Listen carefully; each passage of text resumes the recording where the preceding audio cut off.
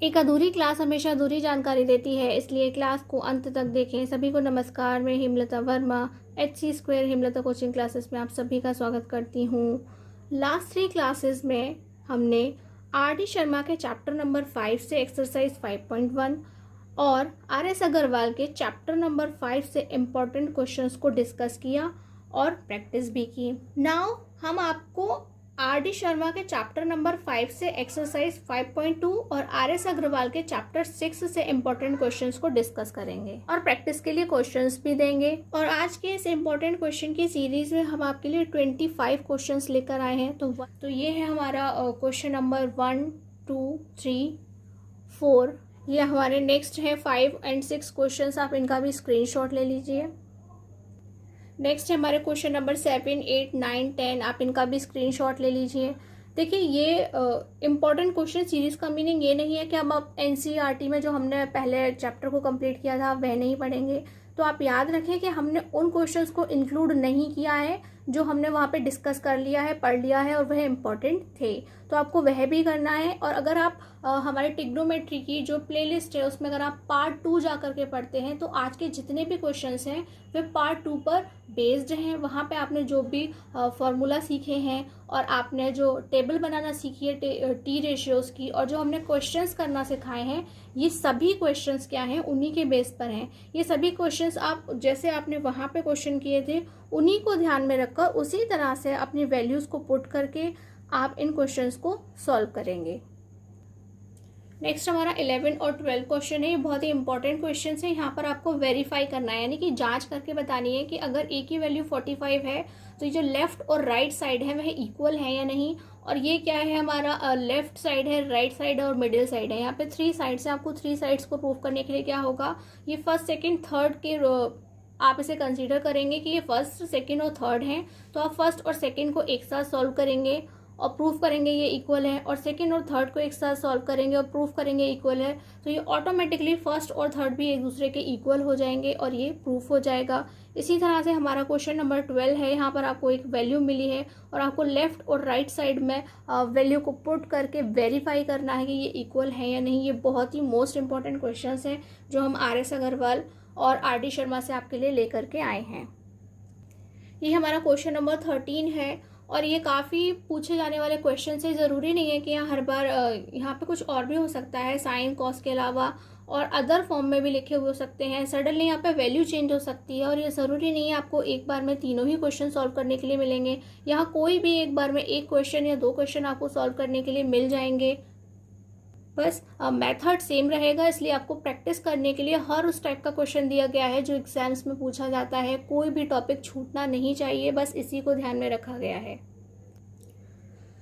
ये जो हमारा 14 नंबर क्वेश्चन, 15 नंबर क्वेश्चन है, यानी कि 14 से अब जो भी हमारे क्वेश्चन स्टार्ट हो रहे हैं वह इस तरह से क्वेश्चन हैं कि पहले जो क्वेश्चन हम आपको करने वाले हैं उन्हीं के बेस पर आपको इन्हें करना होगा, जो आज की क्लास में हम आपको खुद करके दिखाएंगे। यानी कि क्वेश्चन नंबर 13 तक सभी क्वेश्चन ऐसे थे जो आप NCERT के पार्ट 2 से इन्हें सॉल्व कर सकते हैं, लेकिन जो 14 से क्वेश्चन स्टार्ट हो रहे हैं वह इस तरह के क्वेश्चन हैं कि आपको बीच बीच में ऐसे क्वेश्चंस मिलते रहेंगे जो हमने आपको पहले सॉल्व करना सिखाएंगे और उसके बाद ही आपको आएंगे। तो आप इनका स्क्रीनशॉट ले लीजिए। ये क्वेश्चन नंबर 16 और 17 का भी स्क्रीनशॉट लीजिए। अभी ना हमारे क्वेश्चन नंबर 18, 19, 20 एंड 21। तो ये जो 18 नंबर क्वेश्चन हैं ये भी आपको बिल्कुल वैसे ही करना है जैसे 13 क्वेश्चन तक करने थे। ये एक बीच में पहले लिखना हम छूट गया, तो आपको ये जो 18 नंबर है ये भी उसी मेथड से करना है। और ये है हमारे 19, 20 एंड 21। तो जो हमारा क्वेश्चन नंबर 20 से है, तो 20 से जितने भी 25 तक क्वेश्चंस हैं वह हम आपको करना सिखाएंगे, जिसकी हेल्प से आप 14 से लेकर 25 तक के बीच में जो भी ऐसे क्वेश्चंस हैं जो आपने पहले NCERT में नहीं करे हैं, बिल्कुल भी उस तरीके का कोई क्वेश्चन नहीं सीखा होगा या एक आध क्वेश्चन आपको सीखने को मिल गया होगा, तो वहाँ पर आपको प्रैक्टिस के लिए नहीं मिला होगा, यहाँ पे आपको प्रैक्टिस के लिए मिल जाएगा। आप इसका भी स्क्रीनशॉट लीजिए। ये हमारा क्वेश्चन नंबर 22, 23 एंड 24 हैं, आप इनका भी स्क्रीनशॉट लीजिए। ये सभी क्वेश्चंस हम ही आपको करना सिखाएंगे। और ये हमारा लास्ट 25 नंबर क्वेश्चंस, ये भी हम ही आपको करना सिखाएंगे। तो अब हम स्टार्ट करेंगे क्वेश्चन नंबर 20 से। आपको 1 बाय 1 एक एक क्वेश्चन करना बताते जाएंगे। ये हमारा है क्वेश्चन नंबर 20, जहाँ पे मिला है 2 sin 3x is equal to √3 और x की वैल्यू को हमें फाइंड करना है। तो सबसे पहले हम अपना इससे काम करेंगे। तो हम इसे क्या लिखेंगे, ये यहाँ पे मल्टीप्लिकेशन में है और ये अगर दूसरी साइड जाएगा तो क्या होगा, ये डिवाइड में चला जाएगा। तो हम क्या लिखेंगे इसे, हम लिखेंगे sin 3x is equal to √3/2। And we know that कि ये जो √3/2 है वह साइन में किसकी वैल्यू होती है। देखिए आपको याद रखना है कि अगर यहाँ पर हमें साइन में हिंट मिला है तो हमें ये वाली वैल्यू को साइन में ही कंसीडर करना है। अगर यहाँ पे कॉस लिखा है तो हमें कॉस में ही कंसीडर करना है, टेन लिखा है तो टेन में ही कंसीडर करना है। तो आप फटाफट से, तो ये sin 3x क्या हो जाएगा हमारा, ये जो √3/2 है वह किसकी वैल्यू है, तो आप कहेंगे कि वह sin 60 की वैल्यू है। यदि आपने अभी भी टेबल की प्रैक्टिस नहीं की है तो प्लीज़ टेबल बनाने की प्रैक्टिस कीजिए। हमने इसे बहुत अच्छे से बनाकर दिखाया है अपने पार्ट 2 के अंदर। और यहाँ से हम देखेंगे कि ये जो दोनों ही साइन के हैं तो हम उनके जो एंगल्स हैं वो कैसे लिखेंगे, इक्वल करके लिखेंगे। तो आप चाहें तो यहाँ पे लिख सकते हैं इक्वेटिंग एंगल्स, यानी कि हम इनके जो एंगल्स हैं उन्हें इक्वल लिख करके चलेंगे। तो वह क्या हो गया, 3x is equal to 60 degree, then cut, so x is equal to 20 degree. तो जो हमें x की वैल्यू को फाइंड करना था हम वह आपको करके दिखा चुके हैं। तो ये है हमारा क्वेश्चन नंबर 21। वहाँ हमें cos 60 की वैल्यू ऑलरेडी उन्होंने दी है, cos 60 इज इक्वल टू 1/2, और cos 30 की वैल्यू हमसे फाइंड की है और कहा है कि इसी फॉर्मूले में अप्लाई करना है।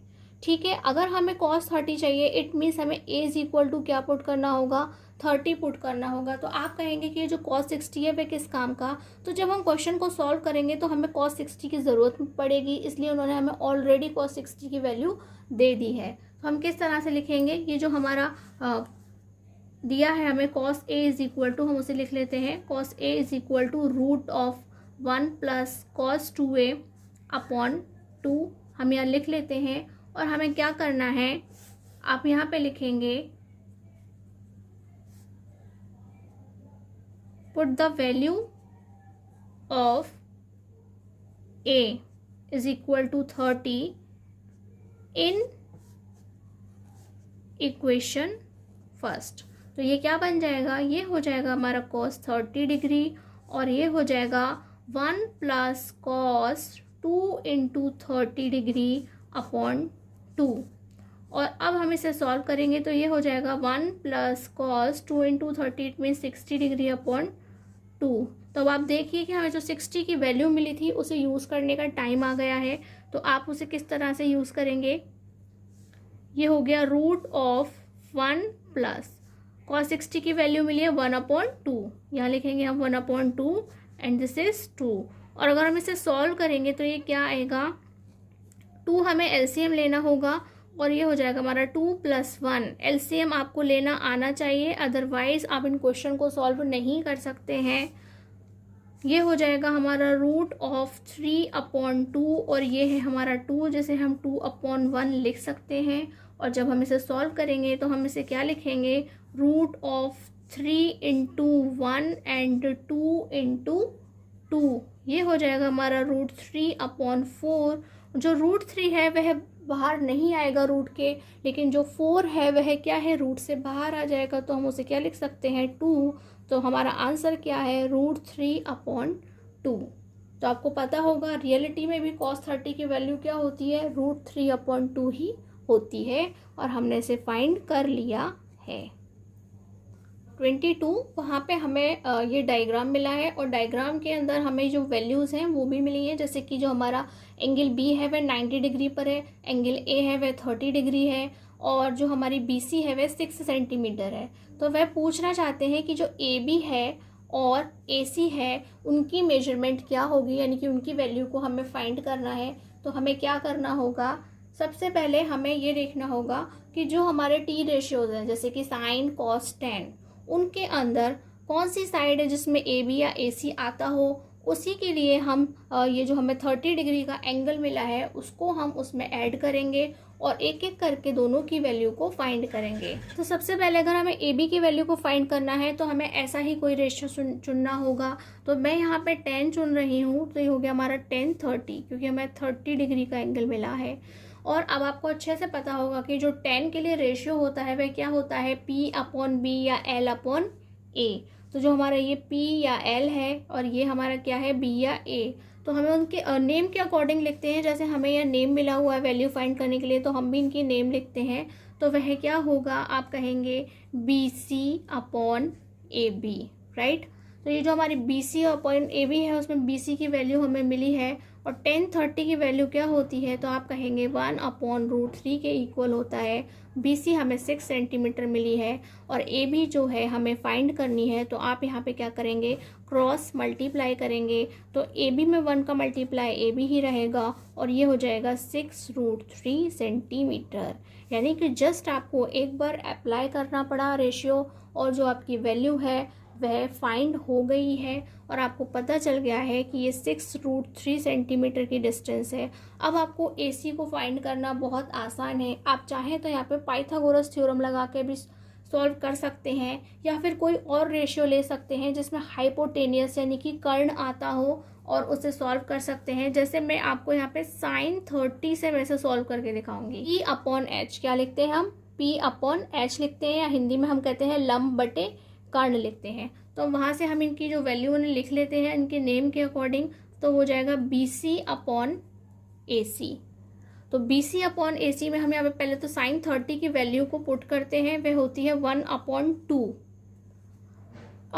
और BC जो है वह हमें पता है कि वह 6 है और AC फाइंड करनी है। देन क्रॉस मल्टीप्लाई, यानी कि आप क्रॉस मल्टीप्लाई करेंगे तो हो जाएगा AC is equal to 6 × 12 centimetre. तो आपने बड़ी आसानी से अपनी AB और AC की वैल्यू को फाइंड कर दिया है। और जो हमने 25 क्वेश्चंस आपको दिए हैं उनमें से 2 क्वेश्चंस हमने इसी टाइप के प्रैक्टिस के लिए रखे हैं, तो प्लीज़ उनकी प्रैक्टिस ज़रूर करें। क्वेश्चन नंबर 23, वहाँ हमें 3x की वैल्यू मिली है और 3/x की वैल्यू मिली है और ये जो है हमें फाइंड करके इसकी वैल्यू को बताना है।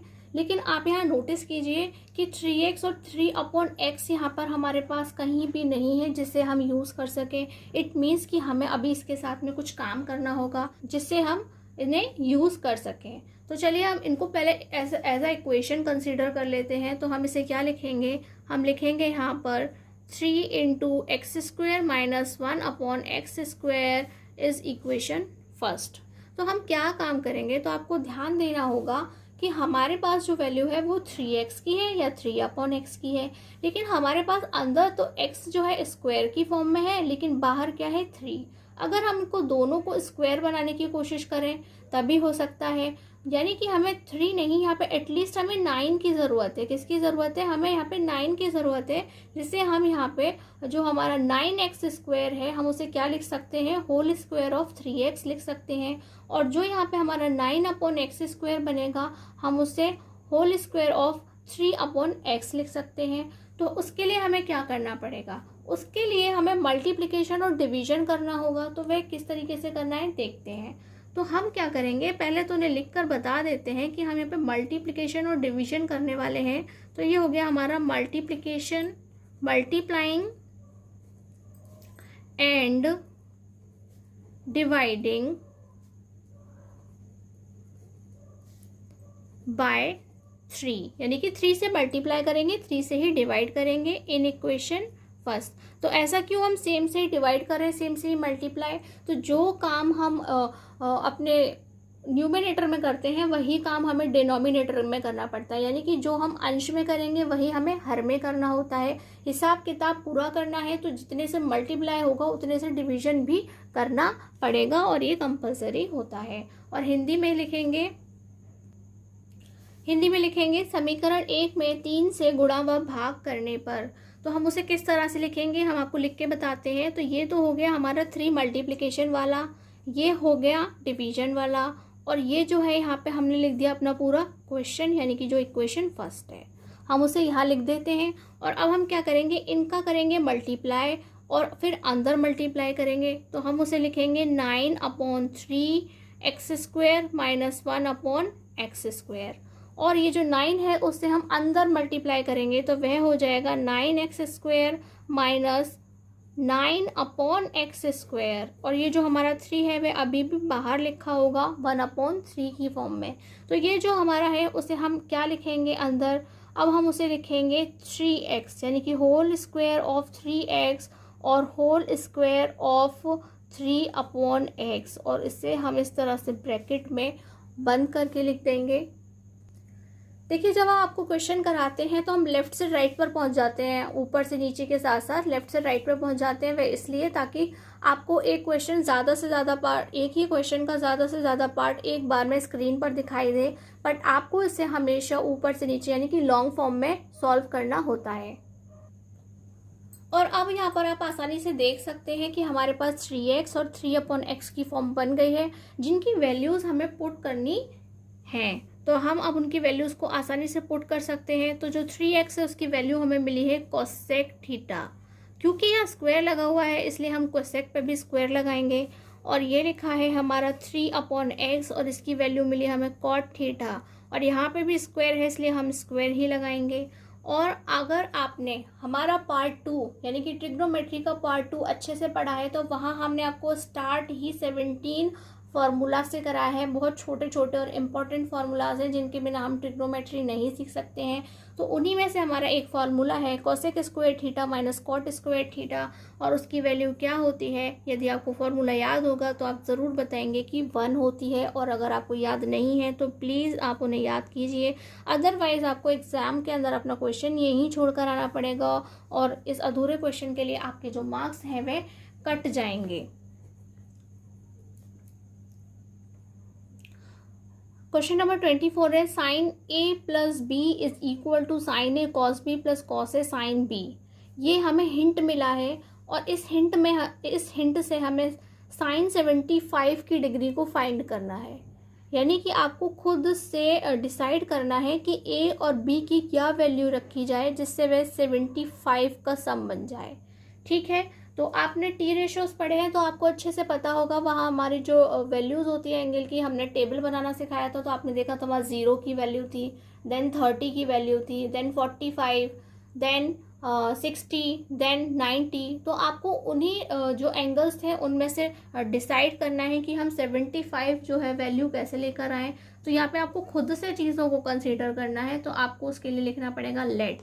क्या लिखना होगा, आप लिखेंगे लेट। लेट को हिंदी में बोलते हैं माना, यानी कि हम खुद से डिसाइड कर रहे हैं माना। तो हम क्या मान रहे हैं, a is equal to 45 degree and b is equal to 30 degree. और आप चाहें तो इसे उल्टा भी लिख सकते हैं, a is equal to 30 degree लिख सकते हैं और b is equal to 45 degree लिख सकते हैं। आंसर जो है वह बिल्कुल हमारा सेम ही आएगा, उसमें कोई बदलाव नहीं होगा। तो ये हमने कंसीडर कर लिया है, और अब हम इसे यहाँ पे पुट करेंगे, सभी जगह वैल्यूज़ को लिखेंगे और सॉल्व करेंगे। तो हम लिख लेते हैं यहाँ पर sine 45 degree plus 30 degree is equal to sine 45 degree cos 30 degree plus cos 45 degree and sine 30 degree. तो हमने वहाँ पे a और b की वैल्यूज़ को पुट कर लिया है, और ये जो है वह क्या हो गया हमारा साइन 75 हो गया। 45 एंड 30 इज इक्वल टू 75, और साइन 45 की वैल्यू क्या होती है 1/√2, कॉस 30 की होती है √3/2 प्लस कॉस 45 की अगेन 1/√2, और साइन 30 की वैल्यू 2 होती है।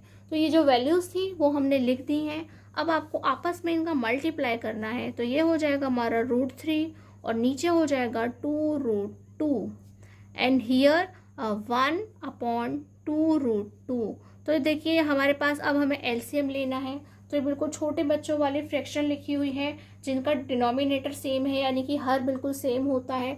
तो वहाँ हमें अपना एलसीएम लेने के लिए कोई मेहनत नहीं करनी पड़ती होती है, जस्ट सिंपली लिखना होता है। तो हमारी जो साइन जो 75 है उसकी वैल्यू क्या आई है, तो आप कहेंगे √3 + 1/2√2। हमने आपको इसका एक ही पार्ट करके दिखाया है। हमारा जो क्वेश्चन नंबर 24 है, इसका जो सेकंड पार्ट है उसे आप अपने हाथों से करें, जिससे आपकी अच्छी प्रैक्टिस हो जाए। ये हमारा आज का लास्ट क्वेश्चन है। इन रेक्टेंगल ABCD, यानी कि चतुर्भुज ABCD हमें, यानी कि एक आयत मिला है, रेक्टेंगल को आयत कहते हैं हिंदी में, वह एक ABCD मिला है, जहाँ पर हमें AB की वैल्यू मिली है 20 सेंटीमीटर। ठीक है, AB हमने DC लिखा है। तो आपको अच्छे से पता होगा कि ये जो हमारा रेक्टेंगल या आयत है उसकी क्या क्या प्रॉपर्टीज़ होती हैं। तो जो उनकी अपोजिट साइड्स होती हैं, यानी कि जो उनकी आमने सामने की भुजाएं होती हैं, वह इक्वल होती हैं। क्या होती है? उनकी वैल्यू सेम होती है। अगर AB की 20 है तो DC की भी 20 होगी, जो BC की होगी वही AD की होगी। और जो इनकी ये डायगोनल्स हैं, डायगोनल्स यानी कि हिंदी में इन्हें विकर्ण कहा जाता है, इनकी वैल्यू भी आपस में कैसी होती है? सेम होती है। तो वहाँ पर उन्होंने हमें कुछ चीज़ें दी हैं, जैसे कि एक साइड दी है, एक एंगल दिया है। जैसे हमें BC फाइंड करनी है तो ऐसा रेशो चुनेंगे हम कि जहाँ पर हमारा 20 जो हमें मिला है, 20 जो हमें वैल्यू मिली है वो भी यूज़ हो जाए और उसकी हेल्प से हमें BC की वैल्यू फाइंड हो जाए। और ये जो हमारा एंगल हमें मिला है ये भी हमें हेल्प करेगा। तो ये हमें किस तरह से हेल्प करेगा हम आपको बताते हैं। तो आप नोटिस कीजिए, जब आप कोई ट्राइंगल यूज़ करते हैं तो उसकी वैल्यू क्या होती है? बेस के साथ लिखी होती है। अगर मैं इस ट्राइंगल की बात करती हूँ जिसमें हमें ये 20 सेंटीमीटर की डिस्टेंस मिली है, तो उसका बेस क्या होगा? उसके अंदर, उस ट्राइंगल के अंदर बेस ये होता है, और हमें बेस के साथ ही यहाँ पर जो है एंगल मिला हुआ होता है, वह यहाँ पर नहीं होता है। तो आपको अच्छे से पता होना चाहिए कि ये जो हमारा रेक्टेंगल है या आयत है, सभी जो हमारे एंगल्स होते हैं वह कितने होते हैं? वह 90 डिग्री के होते हैं। इट मीन्स कि यहाँ पे पूरा जो एंगल A है वह 90 डिग्री का है, लेकिन इसका यहाँ से एक डायगोनल जा रहा है, इसलिए इसके 2 पार्ट्स में डिवाइड हो गया है, और ये 60 है। तो हमारा बचा हुआ पार्ट क्या होगा? हम 90 में से माइनस करेंगे 60, तो वहाँ पे क्या बचेगा? 30 बचेगा। तो सबसे पहले आप उसे लिख करके दिखाएंगे। तो आप क्या लिखेंगे? We know that. क्या लिखेंगे? वी नो दैट, यानी कि हम जानते हैं। तो क्या जानते हैं हम? कि जो हमारा एंगल BAD है वह 90 डिग्री का होता है। तो अब हमें पहले ये लिख के बताना होगा कि ये जो हमारी वैल्यू अभी आई है कौन सी है? जो हमारे एंगल CAD की वैल्यू है, हमने कैसे फाइंड किया हम उसे लिख करके बताएंगे। तो हम लिखेंगे angle BAD is equal to angle BAC। कौन सा एंगल? BAC plus CAD। तो हम लिखेंगे एंगल CAD, और वहाँ पर हमारे पास जो दो वैल्यूज़ हैं हम उन्हें पुट कर लेते हैं। तो ये हो जाएगी हमारी 60, और ये हमें फाइंड करनी है, तो हमने उसे लिख लिया। तो हमारा जो CAD की वैल्यू है वह क्या होगी? 90 minus 60 is equal to 30 degree. तो सबसे पहले आपको ये पता होना चाहिए कि आपको जो वैल्यू मिली है वो हमें एज इट इज़ यूज़ करनी है या नहीं करनी है, या फिर हमें उसे फाइंड करके ही लिखना है।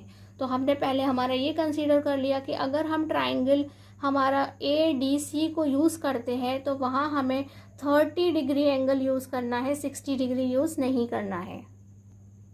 चलिए, तो फर्स्ट क्वेश्चन हमसे उन्होंने कहा है कि BC फाइंड कीजिए, लेकिन इस ट्राइंगल के अंदर BC नहीं आता है, AD आता है। पर आप जानते हैं AD is equal to BC।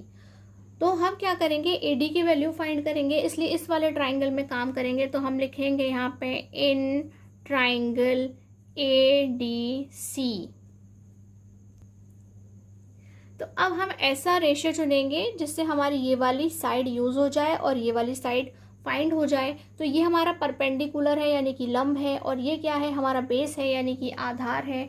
तो हम क्या करेंगे? 10 वाला रेशियो यूज़ करेंगे जहाँ पे ये दोनों साइड्स आती हैं, और 30 डिग्री का एंगल लिखेंगे। तो ये हो जाएगा हमारा 10 30 degree is equal to DC upon AD। तो DC की जो वैल्यू है वह क्या है? 20 है। AD हमें फाइंड करनी है। तो आपको पता होना चाहिए जो हमारा 10 30 है उसकी वैल्यू क्या होती है? तो आप कहेंगे 1/√3 होती है, और हम उसे अब क्रॉस मल्टीप्लाई कर लेते हैं। तो ये हो जाएगा AD इज इक्वल टू 20√3। ठीक है, ये उसकी वैल्यू हमें मिल गई है। तो जो वैल्यू हमारी AD की होगी वही किसकी होगी? वही हमारी BC की होगी। तो हम यहाँ पे क्या लिखेंगे? BC is equal to AD 20√3 centimetre. तो इसी तरह से आपको AC या BD की वैल्यू को भी फाइंड करना है। जब AC की वैल्यू फाइंड करनी है तो हमें ऐसा रेशियो लेना होगा जिसमें AC आता हो। जो AC है वह क्या है, वह हमारा हाइपोटेनियस है यानी कि कर्ण है। तो कर्ण अगर आप याद रखें तो वह साइन में भी आता है, साइन में भी आता है और कॉस में भी आता है। तो मैं यहाँ पे साइन कंसीडर कर रही हूँ, आप कॉस से भी निकाल सकते हैं। तो ये हो जाएगा हमारा sin 30 is equal to DC upon AC। आप डायग्राम में देखें और आपको पता चल जाएगा जो हमारी वैल्यू क्या होती है। हमारी P अपॉन H लिखते हैं हम, और हिंदी में हम लिखते हैं लंब बटे कर्ण। उसके अकॉर्डिंग हमने लिख लिया DC अपॉन AC। तो DC क्या है, वह 20 है, AC हमें फाइंड करनी है। और जो हमारा sin 30 है वह क्या होती है, 1/2 होती है, और ये हमारा 20 अपॉन AC है। जैसे हम इसका क्रॉस मल्टीप्लाई करेंगे तो जो AC है वह क्या हो जाएगा, 40 सेंटीमीटर हमें उसकी वैल्यू मिल जाएगी। तो इस तरह से आपको AC की वैल्यू भी मिल गई। और नेक्स्ट उन्होंने हमसे BD पूछा है, और AC और BD आपस में क्या होते हैं, वह इक्वल होते हैं। तो आपको ये बताने के लिए कि AC और BD इक्वल होते हैं, आपको एक लाइन लिखनी होगी। आप उस लाइन को ज़रूर लिखें, वी नो दैट। क्या लिखना है आपको, we know that AC is equal to BD। तो आपको रीज़न देना पड़ेगा, उस रीज़न में आपको लिखना पड़ेगा in rectangle diagonals are equal in magnitude। किसमें इक्वल होते हैं, वह मैग्नीट्यूड में इक्वल होते हैं, यानी कि जो उनकी न्यूमेरिकल वैल्यू होती है वह इक्वल होती है। हिंदी में आप लिखेंगे, हम जानते हैं आयत के विकर्ण लंबाई में बराबर होते हैं। तो ये कैसे पता चलेगा लंबाई में बराबर होते हैं, इट मीन्स कि आपको पाइथागोरस थ्योरम लगाना होगा उन दोनों ही ट्राइंगल में जहां पर AC और BD आते होंगे। BD is equal to 40 centimetre. कि जब आप ट्राइंगल DAB में पाइथागोरस थ्योरम लगाएंगे या ADC में लगाएंगे तो वहां पर दोनों में ही AC और BD की जो वैल्यू है वह सेम आती है, यानी कि इक्वल आती है। तीनों वैल्यू यानी कि BC, AC और BD को एक साथ आंसर्स को कंबाइन करके लिखेंगे, और ये जो है इस तरह से हमारा क्वेश्चन कंप्लीट हो जाता है। तो आज की ये क्लास आपको कैसी लगी हमें ज़रूर बताएं। यदि आपको ये क्लास पसंद आई हो तो प्लीज़ हमारी इस क्लास को लाइक करें, चैनल को सब्सक्राइब करें, बेल आइकन को प्रेस करें, और हमें कमेंट करके भी ज़रूर बताएं कि क्लास में बस इतना ही। नमस्कार, धन्यवाद।